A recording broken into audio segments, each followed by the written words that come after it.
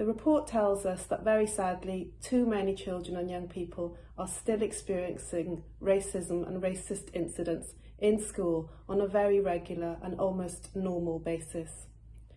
It also tells us, very sadly, that most children and young people don't feel that it's worth reporting these incidents because they don't think that anything will happen or that the school will take it seriously.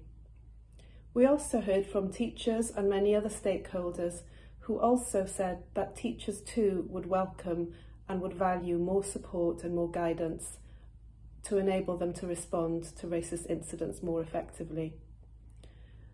So the report has some really key recommendations for different stakeholders, including for Welsh Government, for local authorities, for schools, but also for bodies such as Estyn and WJC, for example. And we really hope that those different bodies will read and take seriously the recommendations made in the report. This change is well overdue.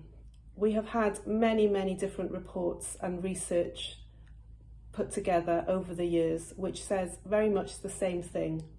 Racism is happening in schools and it's not being dealt with effectively. So, as part of Welsh Government's drive to create an anti-racist Wales, we really hope that this report contributes to making schools a safer place where children and young people can feel confident that their experiences will be taken seriously and will be acted upon. So thank you once again for taking part and for your contributions, and I sincerely hope that this will bring about the change that we all want to see. So diolch yn fawr.